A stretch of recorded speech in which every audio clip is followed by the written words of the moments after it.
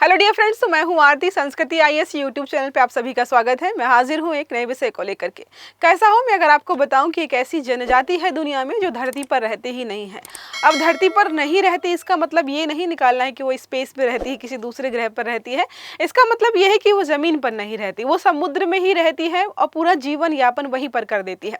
अब वो कैसे घर बनाते हैं, कैसे जीवन यापन करते हैं, क्या खाते हैं, क्या पीते हैं, ये सारा यहाँ पर 1 बाय 1 कवर करने वाले बहुत इंटरेस्टिंग टॉपिक हमारा रहने वाला है और बहुत महत्वपूर्ण भी है, क्योंकि ऐसे कोई टॉपिक होते जो अपने आप में बहुत यूनिक होते हैं, उनके बारे में प्रश्न बनने की संभावना ज्यादा होती है।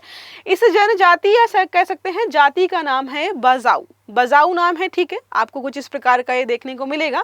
ये नाव बना करके जो है एक तरीके से पूरा कॉलोनीज बना करके समुद्र के ऊपर ही परमानेंट रहते हैं, कभी भी जमीन पर नहीं जाते।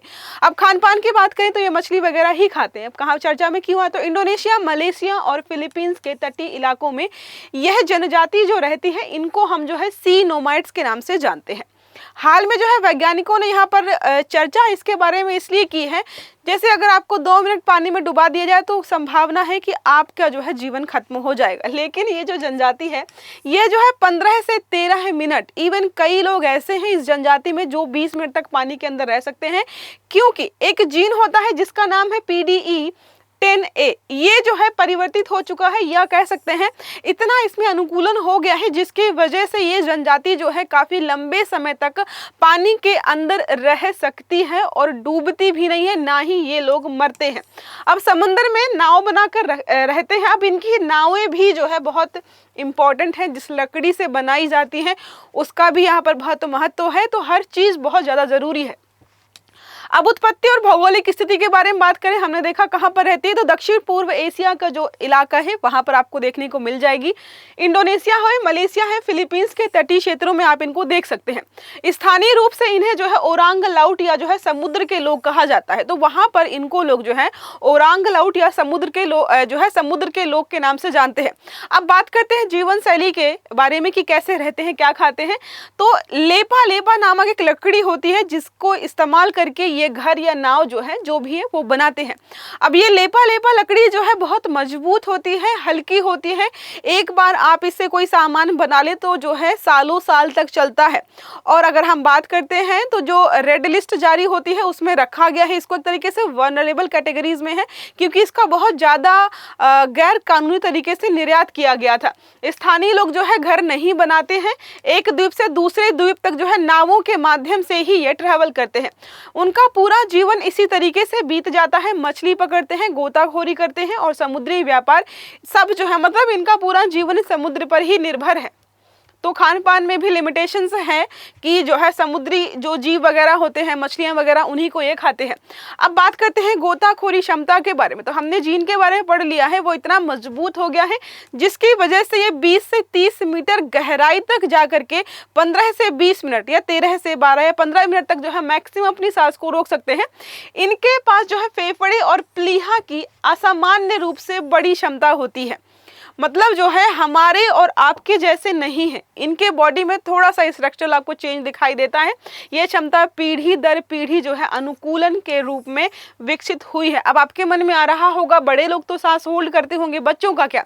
उनको जो है बचपन से ही सिखाना शुरू कर देते हैं, जिसकी वजह से वो भी बड़े होकर के इन बुजुर्ग या बड़े लोगों जैसे ही हो जाते हैं।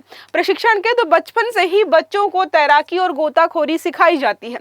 लकड़ी के भालों और जो है स्वनिर्मित गॉगल से मछली वगैरह पकड़ना भी उनको सिखाया जाता है। पानी में ही उनकी जो है शिक्षा, खेल और रोजगार सब कुछ पानी से ही चल रहा है। समझ रहे हैं, शिक्षा वगैरह, रोजगार वगैरह। इस देखो आप देखेंगे तो इनका जो है जीवन यापन थोड़ा सा कटा कटा रहता है बाकी मुख्य धारा के लोगों से।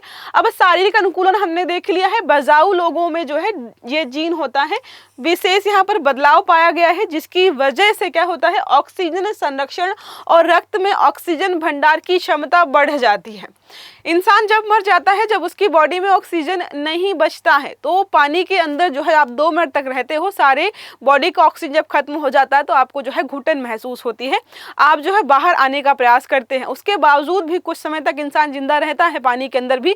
लेकिन इनमें क्या है कि ये सारी चीजें जो है बढ़ गई हैं। इस जीन के कारण जो है उनकी प्लीहा जो है बड़ी हो गई है, जिससे गोताखोरी में उनको सहायता मिलती है।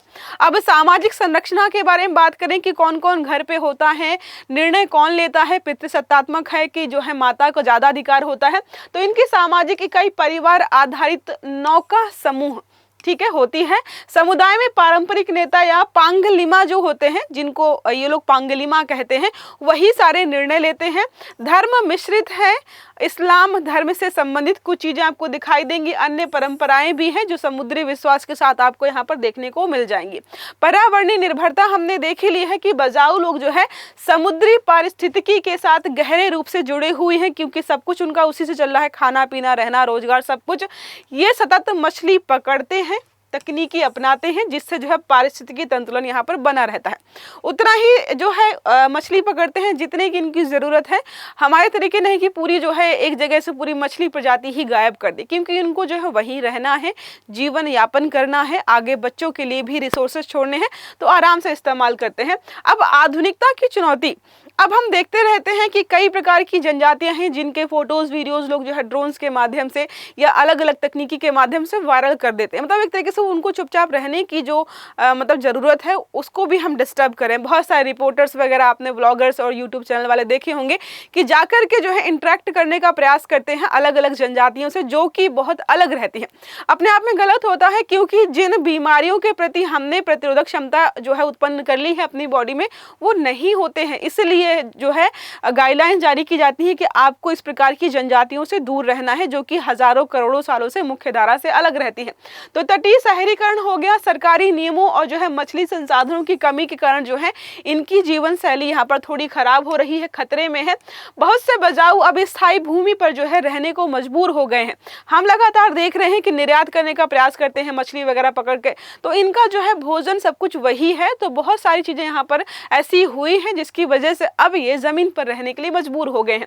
सांस्कृतिक जो है विशिष्टता के बारे में बात करते हैं तो लोकगीत, नौका कला और समुद्री अनुष्ठान आपको देखने को मिल जाएगा। दक्षिण पूर्व एशिया की प्राचीन समुद्री संस्कृति की झलक आपको इनके यहाँ पर देखने को मिलेगी। लेपा लेपा महोत्सव होता है, बहुत खास होता है।